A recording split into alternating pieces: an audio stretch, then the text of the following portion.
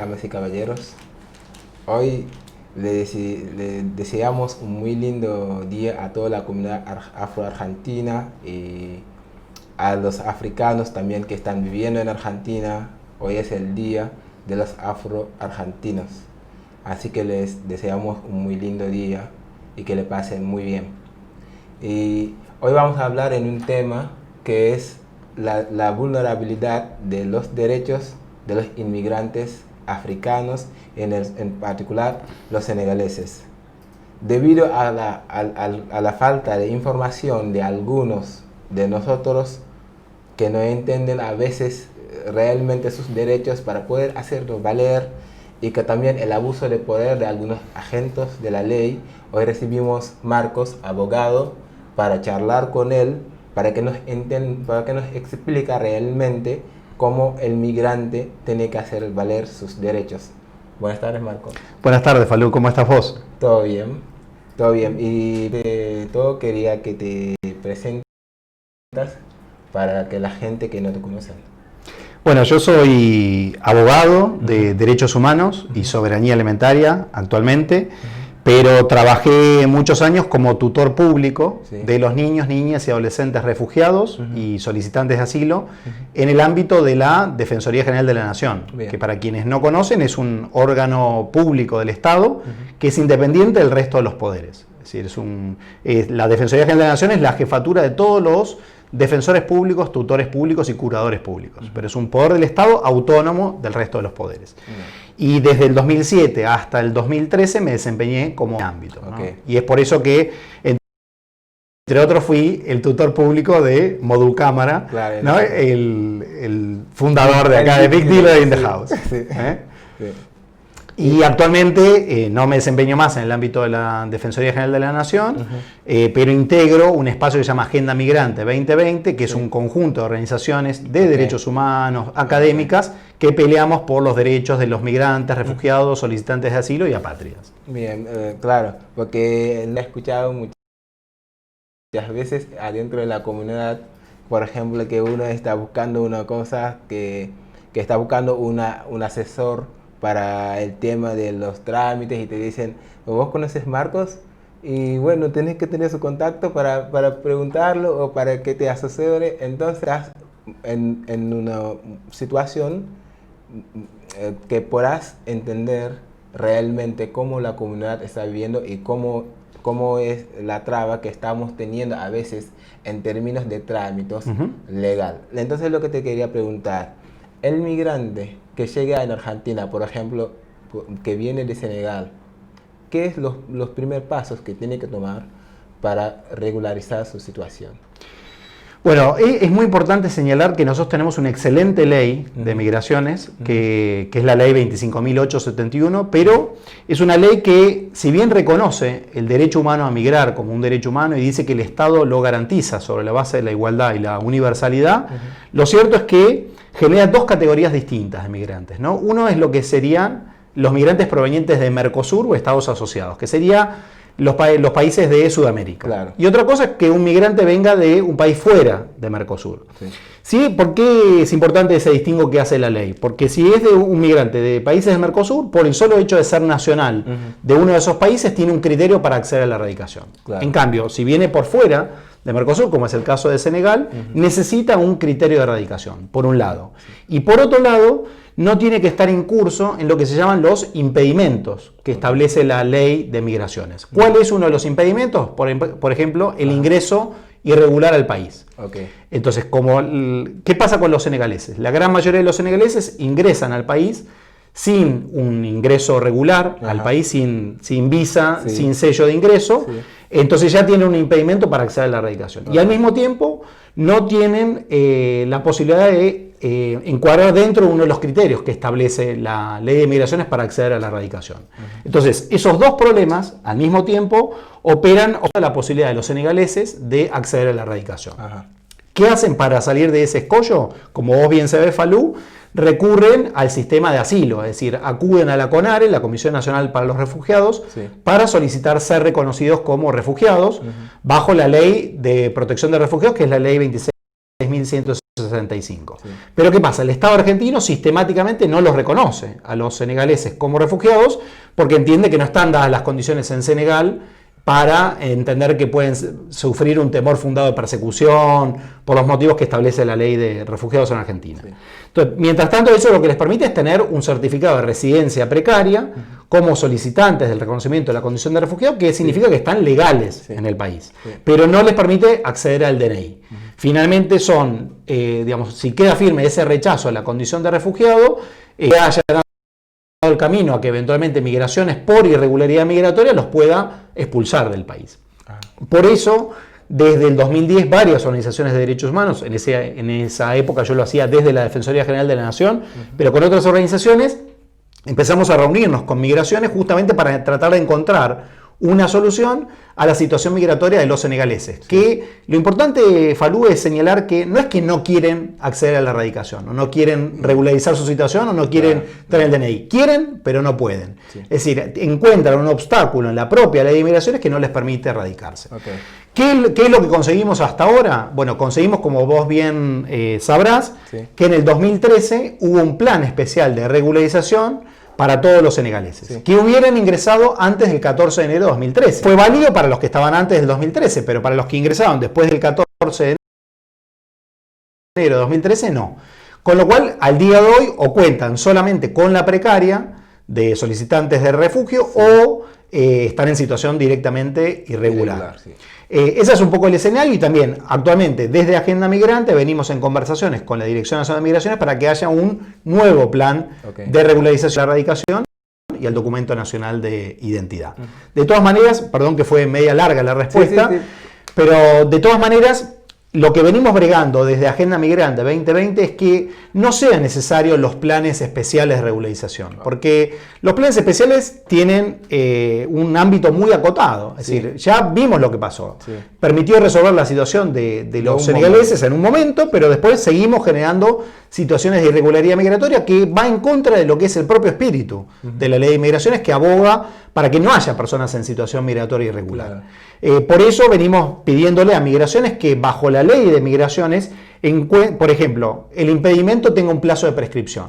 Entonces, que transcurridos 3 años de esa irregularidad, ese ingreso irregular al país prescriba, como sucede en España, por ejemplo. Entonces, que a partir de eso ceda ese impedimento de ingreso irregular. Y que, por ejemplo, que se reconozca también el trabajo por cuenta propia, el trabajo de los trabajadores de la economía popular, como son la mayoría de los senegaleses, como uno de los criterios que establece la ley de migraciones para acceder a la erradicación. Porque al día de hoy, para poder acceder como trabajador migratorio, necesitas tener un trabajo formal registrado en blanco de un empleador que esté previamente inscripto en el registro de requirientes extranjeros, con lo cual es muy difícil conseguir eso. Más trabajadores de la economía popular que trabajan muchos, al menos al principio, en la vía pública. Entonces, por eso que se reconozca al trabajador por cuenta propia, al trabajador de la economía popular como criterio de erradicación y que se establezca un plazo de prescripción a los impedimentos por ingreso irregular. Eso permitiría a los senegaleses de manera permanente, no sujetos a un plan especial, de manera permanente, regular, acceder a la erradicación al país. Obvio. Pero entonces, por ejemplo, si calculamos del 2013 hasta el 2020, son 7 años. Y si ese plan no se accede, puede llevar otros 7 años más. Y también lo que estabas diciendo, lo que te quiero preguntar, en el caso de que en la única situación en que el migrante ingresó irregularmente, ahí hay que aclarar de que los senegaleses no es porque ingresan en Argentina de forma irregular porque quieren, pero porque no hay manera que un senegalés ingrese acá de un forma. Porque para el senegalés consigue visa, por ejemplo, tiene que ir hasta Nigeria, 4 horas de vuelos. Y allá es un país también con mucha inseguridad y que ingresar ahí tampoco te garantiza que vas a tener la visa. Y entonces... Eso Falú, es muy importante que quede claro, ¿no? Porque efectivamente hay un mito muy instalado de que Argentina prácticamente entra quien quiere. Claro. Y lo cierto es que Argentina, el 60% de los países les requiere visa para poder ingresar. Y como vos bien señalás, Argentina ni siquiera tiene representación consular en Senegal. No. Entonces, esto implica viajar a donde está nuestra embajada en Nigeria para poder convencer al cónsul, ¿no? Y obtener la visa. Por eso, como vos bien sabés, los senegaleses al principio ingresaban vía Brasil, es decir, obtenían la visa vía Brasil y de esa manera ingresaban a Argentina, o luego fue vía Ecuador, es decir, viajaban a Ecuador y de ahí bajaban, digamos, por Perú, Bolivia para entrar a la Argentina. Un camino muy peligroso. Exactamente. Pasando de país a país y puede pasar cualquier cosa. Pero más allá del momento de que es irregular y que trabajan en el único lugar que pueden trabajar es trabajar de forma irregular también. Bueno, en realidad si solicitan ser reconocidos como refugiados, obtienen un certificado de residencia precaria que les permite trabajar de manera legal, ejercer tareas remuneradas de manera legal. Lo que pasa que solamente con la precaria, exacto, aunque no está reconocido como refugiado. Sí, establece que la persona solicitante de asilo tiene exactamente los mismos derechos que la persona ya reconocida como refugiada. ¿Por qué?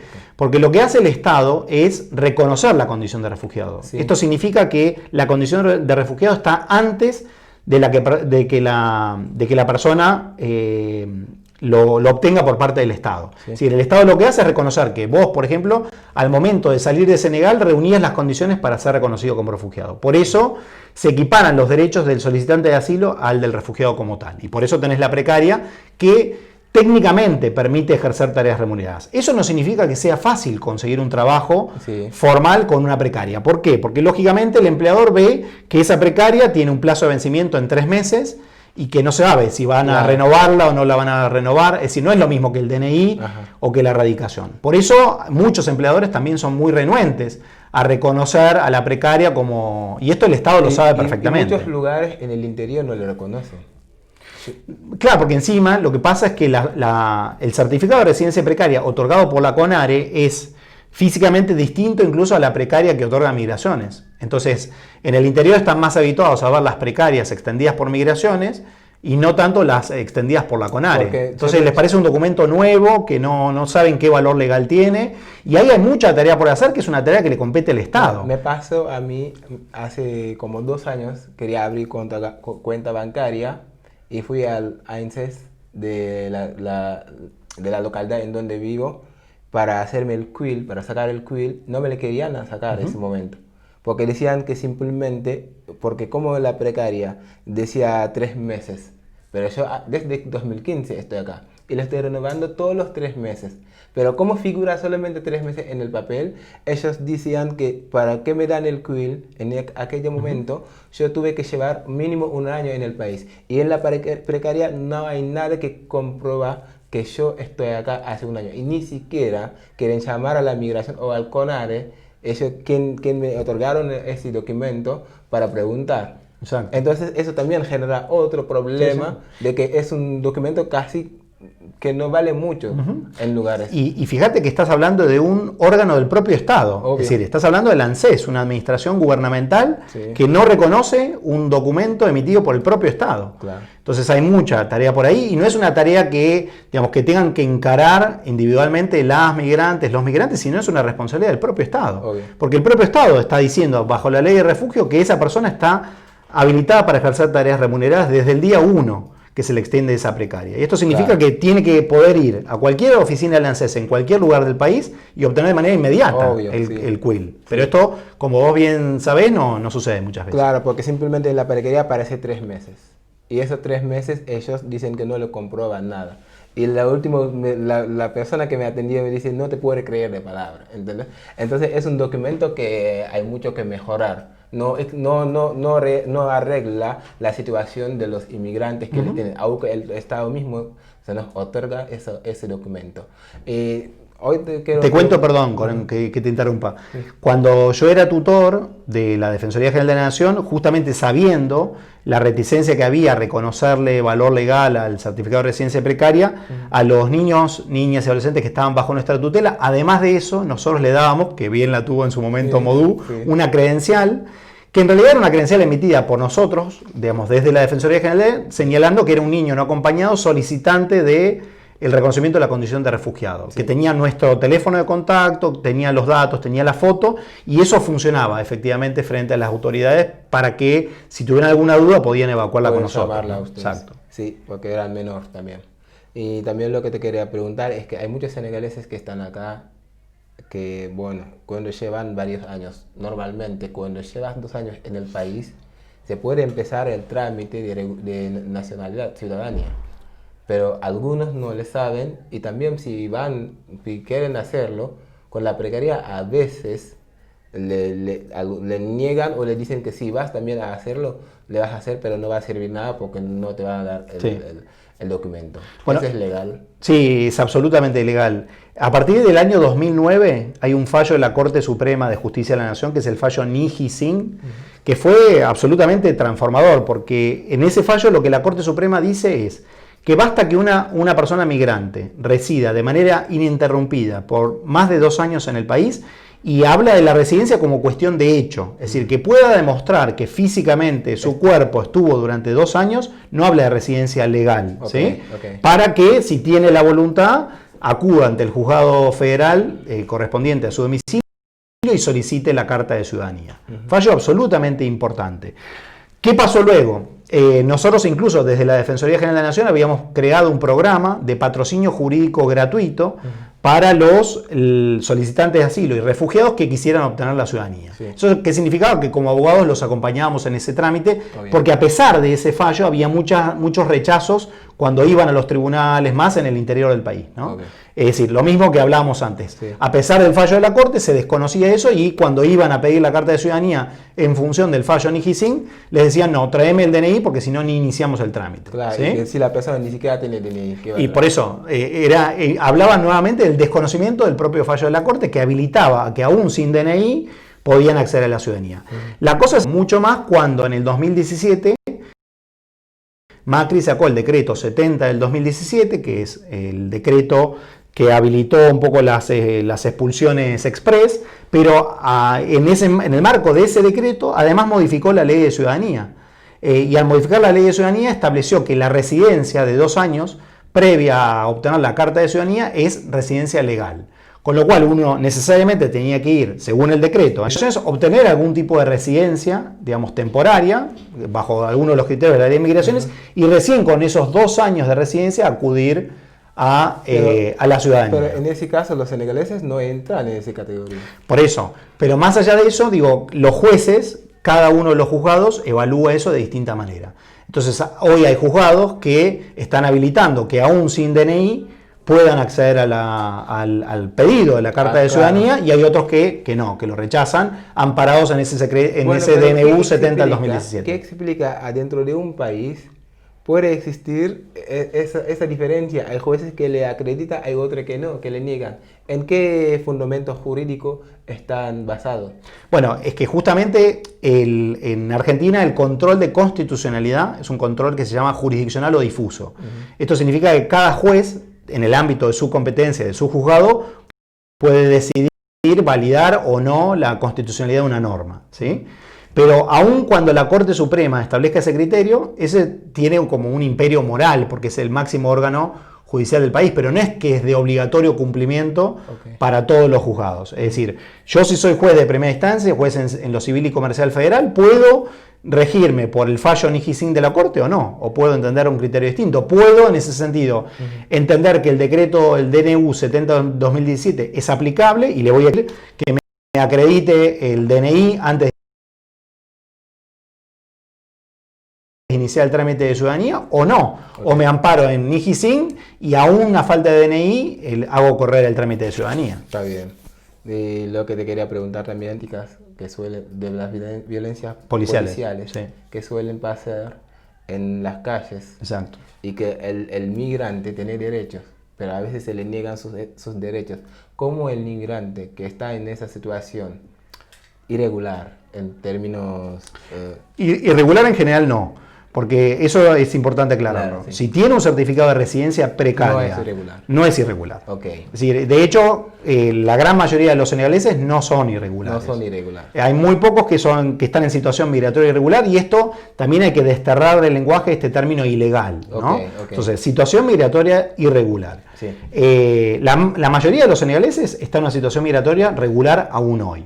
Unos pocos están en situación migratoria irregular, en general porque se les agotó la vía del refugio, es decir, cuando el Estado les rechazó el trámite de refugio, Ajá. tienen un plazo para recurrir ante la justicia de esa decisión y muchos, por distintos motivos, no recurren a esa decisión y entonces ahí ya queda firme esa decisión denegatoria, con lo cual ahí sí ya pasan a estar en situación migratoria Bien. irregular, pero son los menos hoy, ¿no? Sí, claro, pero lo que quería preguntar es lo siguiente, que cuando la persona está en esa situación y que la policía también, la venta callejera, estamos discutiendo, no es legal, es permisible en algún lugar o no, pero cuando la persona está en esa situación y que la policía viene a desalojarlo, ¿cómo esa persona cómo puede responder adelante ese desalojo? Porque te quiero preguntar si la ley le está protegiendo, si tiene algunos derechos que se tiene que respetar antes de desalojarlo, o simplemente es como siempre la policía viene a hacer. Falú, vos te referís desalojo, porque el desalojo técnicamente es de una vivienda. Bueno, me refiero de la calle. De la calle, los vendedores que están Bien, en la calle. te cuento una larga historia, porque efectivamente, como vos señalás, hay jurisdicciones más críticas que otras. ¿Por qué? Porque el poder de policía del espacio público es local. Entonces la situación en la ciudad autónoma de Buenos Aires es muy distinta a la ciudad de Morón o la ciudad de La Plata, por decir un caso. La Plata y la ciudad autónoma de Buenos Aires en general han sido muy duras con el control del espacio público para los vendedores ambulantes en general y para los africanos en particular y los senegaleses en especial, ¿sí? Es decir, ha habido como una sobrerepresentación de persecución por parte de las agencias policiales en La Plata y en la ciudad de Buenos Aires hacia los senegaleses en especial, ¿sí? Nosotros en la ciudad de Buenos Aires tenemos un código contravencional que tipifica como una contravención la venta ambulante en el artículo 83, es decir, que puede constituir una contravención, pero interesantemente el último párrafo del artículo 83 establece que la venta ambulante de mera subsistencia, que no constituye una competencia desleal, no constituye una contravención, ¿sí? Entonces, ¿qué pasaba hace unos años cuando yo trabajaba en la Defensoría? Iba la policía y pretendía elaborar un acta contravencional por el artículo 83 del Código Contravencional. Luego eso, le secuestraban la mercadería, iba a la justicia contravencional y la justicia contravencional terminaba aplicando el último párrafo, diciendo acá no hay contravención, porque justamente estamos hablando de venta ambulante, de mera subsistencia que no constituye una competencia desleal. Entonces no constituye contravención. A lo sumo, dice, puede ser una falta. Entonces lo mandaba sistemáticamente a la justicia de faltas. ¿Qué significa? Que el uso indebido del espacio público constituye una mera falta administrativa, ¿sí? Según el Código de Faltas de la Ciudad de Buenos Aires, pero no es una contravención. Es decir, las distintas infracciones van como en distintos grados.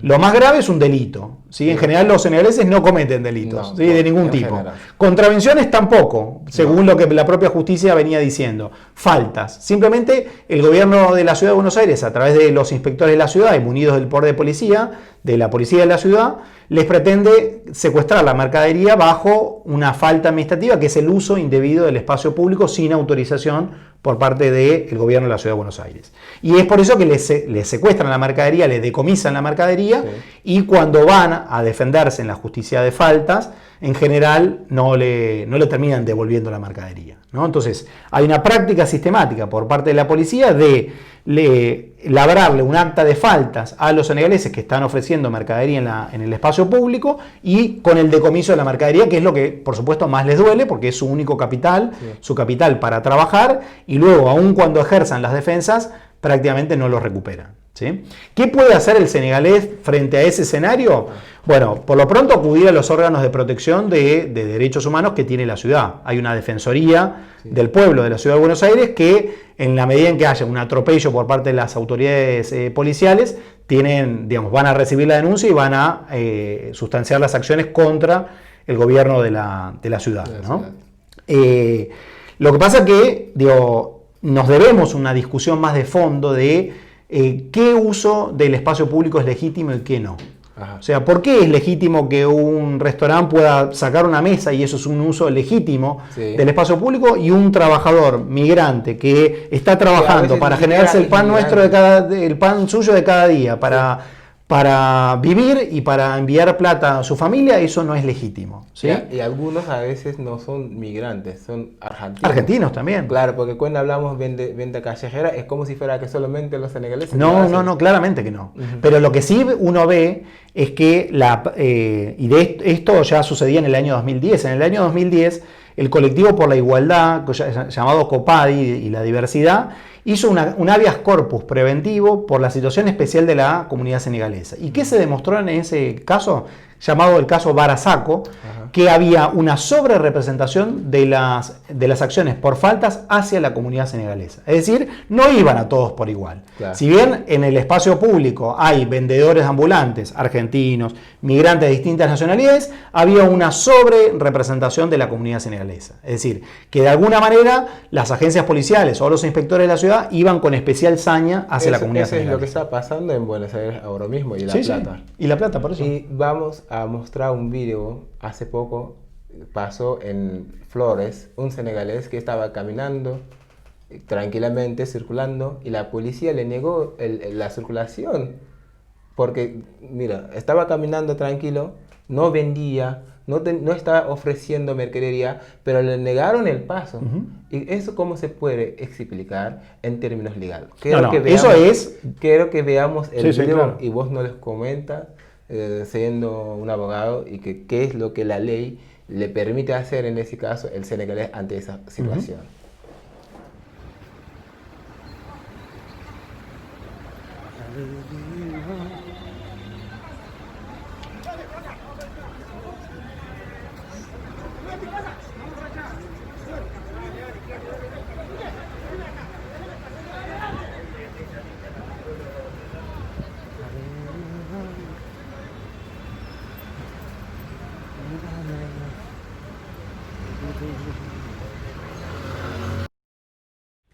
Bien, esa situación, ¿cómo se puede explicar? No, esto es inexplicable. Es lisa y llanamente una violación al derecho a la libertad de circulación. No hay ningún motivo legítimo que tuviera la policía en este caso para, digamos, detener al senegalés.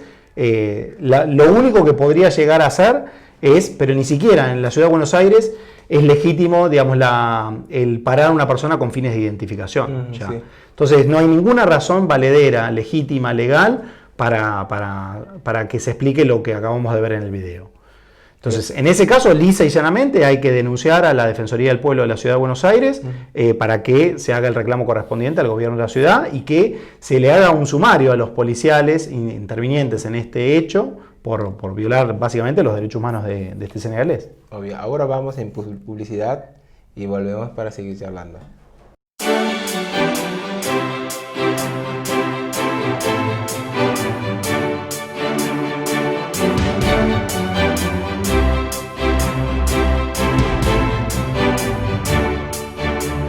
Big Dealer Production, baby. Tengo una muy buena noticia para ustedes.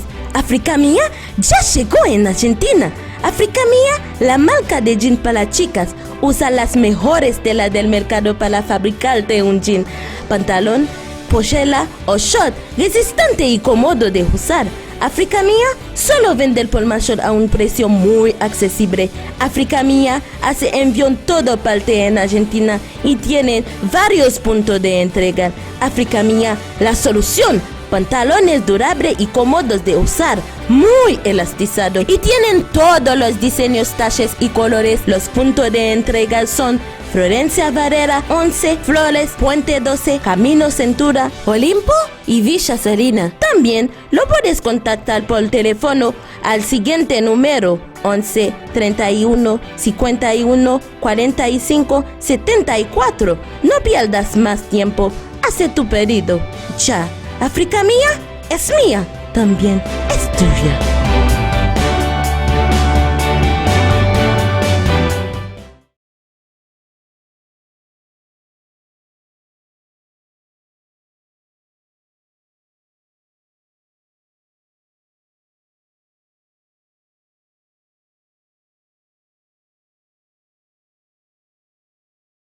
Africa Mía es una marca de pantalón de un senegalés que hace lindos pantalones Así que vayan a ver lo que está haciendo y ayudan también a la economía popular.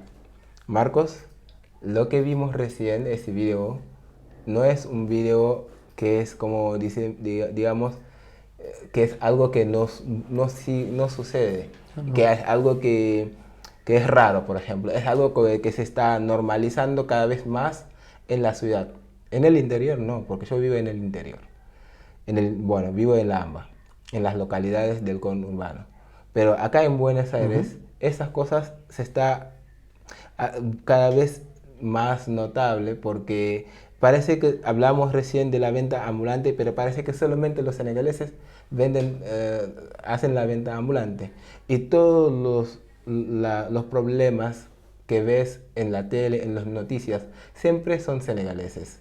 La ley normalmente no tiene que tener un carácter específico hacia uno y otro, pero hoy en día vimos es como la policía mismo salen la mañana para cazar senegaleses.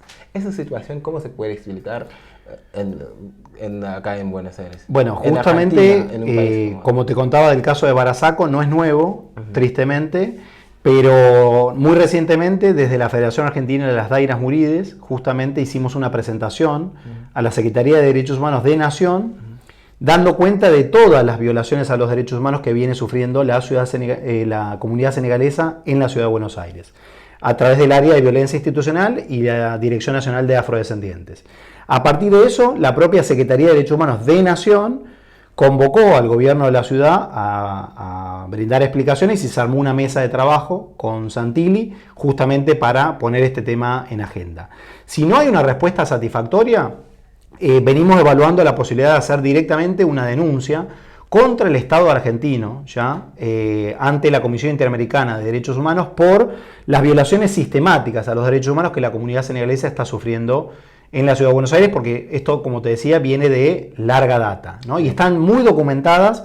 Por suerte, vos bien sabés lo organizada que está la comunidad, entonces cada hecho que hay está documentado, está señalado, está incluido en el informe que le acercamos a la Secretaría de Derechos Humanos, con lo cual esto está en conocimiento del Estado Nacional y del Estado de la Ciudad de Buenos Aires, con lo cual estamos exigiendo medidas concretas para que cese la violencia y cese la persecución a la comunidad senegalesa, y más en un contexto de pandemia, es decir, que en este contexto tan difícil para todas, para todos, se los deje trabajar en paz, y al mismo tiempo se habilite un canal de regularización migratoria para que también, munidos del Documento Nacional de Identidad, puedan conseguir incluso otros trabajos distintos al trabajo en la vía pública, ¿no? Y quería que comentes la situación, por ejemplo, de la ayuda gubernamental, que es el IFE. Excluye casi todos los inmigrantes, casi.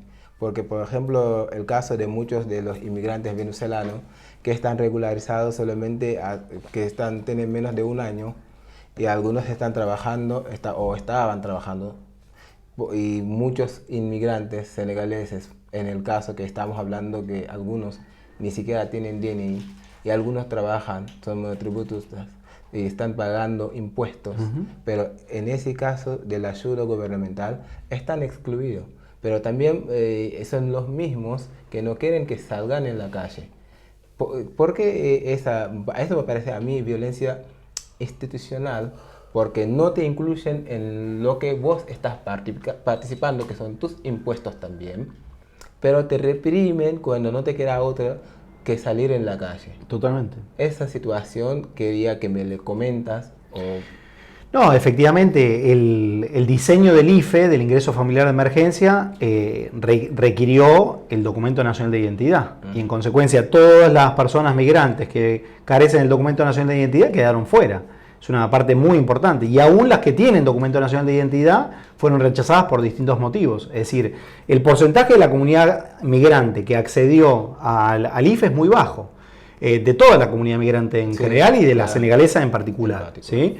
Y es tal como vos lo señalás. ¿Qué pretende el gobierno? Es decir, por un lado decreta el aislamiento social preventivo obligatorio que impide que la gente salga. Y más la gente que sale a trabajar, a ganarse el pan de cada día en la vía pública, ¿no? Y al mismo tiempo genera un canal de ayuda incluso muy módica, ¿no? Una ayuda extraordinarias de emergencia y te excluye por no tener la documentación requerida por el propio Estado para acceder a eso. Entonces, realmente, ¿qué se pretende? Se pone a la persona en un límite, ¿no? Y de hecho, como vos bien sabés, muchos compañeros senegaleses en esa situación tan dramática han decidido salir igual a la calle, aún sabiendo que se exponían no solamente a encontrarse con un inspector de la ciudad que le podía labrar un acta de falta, sino también que incluso le iniciaron un sumario penal ya por la violación a la cuarentena. Con lo cual, una situación muy dramática, muy difícil, y eso obliga a que repensemos toda la situación de la seguridad social en el país, porque la ley de migraciones reconoce el pleno acceso en condiciones de igualdad a la salud, a la educación en todos los niveles y también a la seguridad social.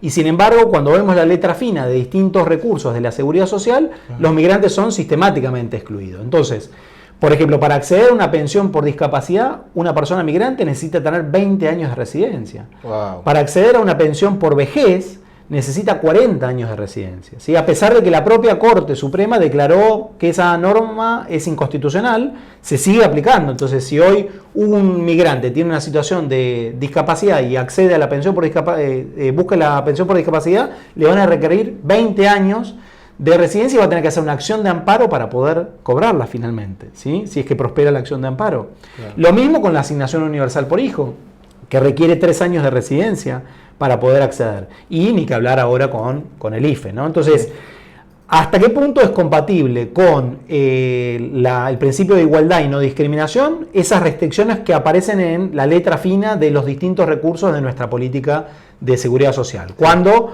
por decir, el Comité de los Derechos Económicos, Sociales y Culturales de Naciones Unidas, a través de la Observación General 20, dijo que no hay que hacer ningún distingo entre los migrantes y los nacionales en términos de acceso a los recursos de la seguridad social. Porque como vos bien señalás, el senegalés que está acá, está trabajando acá, contribuye a la economía argentina acá, es decir, con cada cosa que consume, transfiere el 21% de eso que consume al Estado. Obvio. Y esto no se dice en general, ¿no? ¿Y algunos son monotributistas que están pagando? Si somos monotributistas, sobre ese 21 que ya contribuye de todo lo que consume al erario estatal, agregale el aporte del monotributo, que contribuye a la seguridad social, contribuye a la obra social y muchas veces ni la va a gozar, porque se va a volver a su país antes de incluso de poder gozar de una jubilación, y está aportando igual para el sistema previsional de todas y todos, ¿no? Claro, porque hay que aclarar eso. Hay mucha gente, por ejemplo, que están diciendo que los senegaleses no pagan impuestos,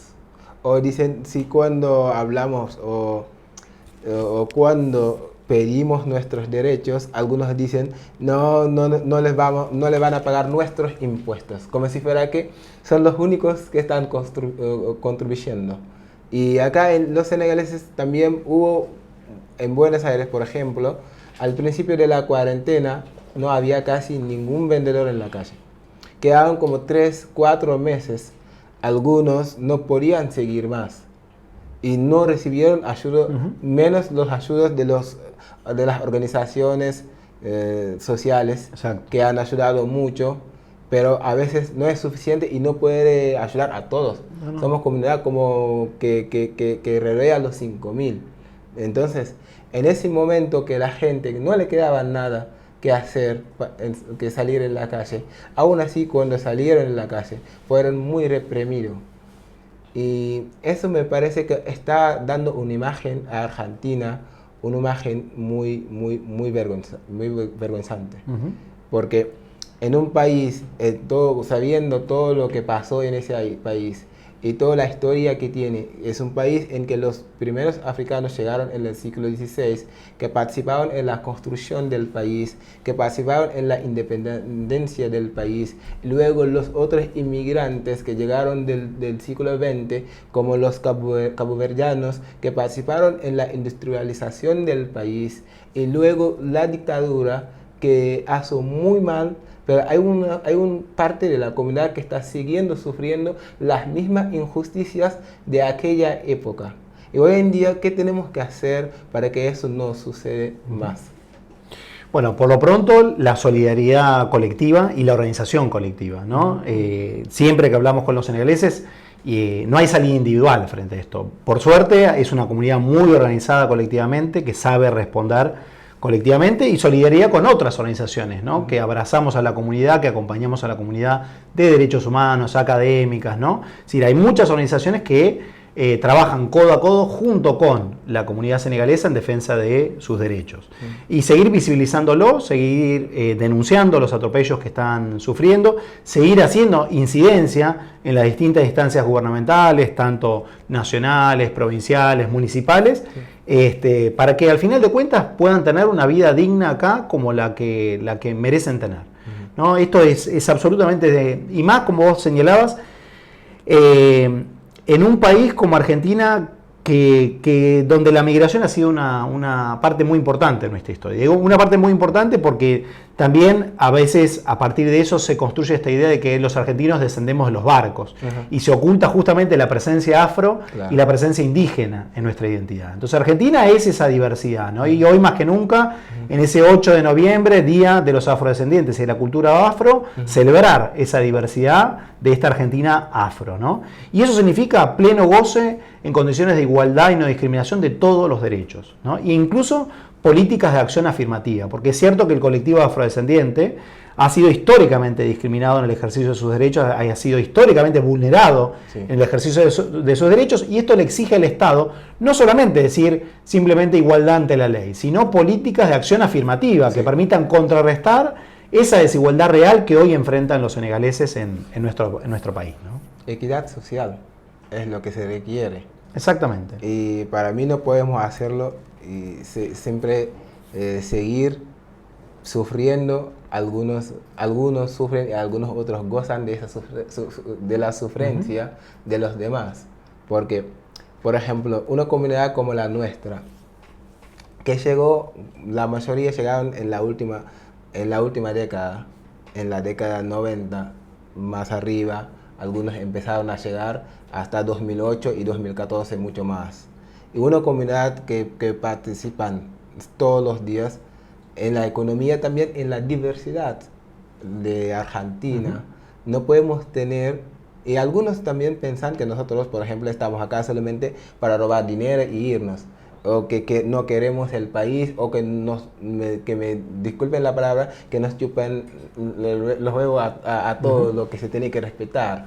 Y nosotros somos gente que queremos el país. Lo que están viviendo acá, están de acá, no están de Senegal. Pero el Estado sigue considerándonos como ciudadanos de Senegal. Pero ya no somos más ciudadanos de Senegal. Algunos nacieron, tuvieron sus hijos, nacieron acá. Y esos niños no son inmigrantes. El inmigrante es quien se va de un país para ir en otro país. El nene de dos padres senegaleses o de otra comunidad que nació acá no es inmigrante. Pero ese niño se sigue tratando como si fuera un inmigrante. Y entonces para mí no es una pregunta, sino es una contribución. No podemos seguir más aceptar esta situación. Tenemos que reivindicar la parte que nos pertenece en la Argentina, porque nosotros pertenecemos acá. ¿Y cuál sería tu último mensaje que vas a dar a la gente que nos están mirando? Porque hoy la entrevista va a ser corta porque vos tenés que hacer otra reunión a las 9 y no falta mucho. Y entonces quería saber cuál sería el mensaje que das a la gente que nos están mirando y a los inmigrantes en particular. Bueno, en primer lugar, vinculado a lo que vos recién decías, Falú, una gran deuda pendiente en nuestra democracia es garantizar los derechos políticos a las personas migrantes. Porque como vos bien señalás, al venir y al elegir a nuestro país se integran a una comunidad política. Y sin embargo hoy son excluidos de los derechos políticos, por ejemplo, a nivel nacional. Y eso es algo que venimos peleando hace muchos años y hay que seguir haciendo fuerza para que las personas migrantes gocen de derechos políticos en todo el país. Porque hay algunas jurisdicciones provinciales, municipales que garantizan el derecho, los derechos políticos, pero a nivel nacional no. Entonces, ¿y por qué es clave eso? Porque cuando se convierten en sujeto político, ¿no?, con pleno ejercicio de los derechos políticos, pueden participar de los asuntos públicos en condiciones de igualdad, y esos atropellos ya son más difíciles de que se sigan cometiendo. Entonces, eso es absolutamente central. A las argentinas y a los argentinos, yo siempre digo, he sido bendecido, ¿no? Por trabajar junto a la comunidad senegalesa desde el año 2008 hasta ahora, desde distintos roles, de distintos lugares. Es una comunidad maravillosa, que Argentina debería estar orgullosa de que las senegaleses y los senegaleses elijan a Argentina como país de destino, como país para encontrar un futuro digno para ellos y para sus familias. Y yo concretamente a la comunidad senegalesa le estoy muy agradecido por este camino compartido todos estos años, por la confianza en mí, por todas las vivencias que hemos compartido, y porque realmente es una comunidad en la que tengo muchos amigos, a los que quiero mucho, conozco de su buena madera, ¿no? De su bondad, de la verdad que gente maravillosa, ¿no? Y empezar a destrabar todos esos mitos, que esos mitos tienen que ver con ese miedo al otro, ¿no? Esa otredad, ¿no? De ver al otro distinto a nosotros porque habla un idioma que no comprendemos, porque tiene otro color de piel, y a veces eso genera el escollo de no aventurarnos a ese diálogo genuino con ese hermano que está ahí buscando lo que todos buscamos acá, que es una vida digna para nosotros y para nuestra familia, ni más ni menos que eso, y nada distinto a lo que pudo haber hecho mi abuelo Giuseppe cuando vino también a buscar un futuro mejor a estas tierras. Así que eso, empatía, solidaridad, acompañamiento y amistad, ¿no? Relaciones fraternas entre unos y otros que nos permitan, entre todos colectivamente, generar una vida digna para todos. Muchas gracias, Marcos, por aceptar nuestra invitación. No, al contrario, gracias a vos, Falú. Y gracias a toda la gente que nos están mirando. Les decimos hasta el domingo que viene con otro migrante, porque a todos los invitados que recibo acá los considero como migrantes. Para mí todos somos migrantes. No solo que somos migrantes, sino que somos todos afrodescendientes. Sí. Ya que estamos hoy el 8 de noviembre, Obvio. toda nuestra humanidad compartida tuvo Claro. su origen, su cuna en África. Así que en algún punto todos venimos pateando hace mucho tiempo, saliendo de ese maravilloso continente. Muchas gracias y muchas gracias a los que nos están mirando. Hasta el domingo.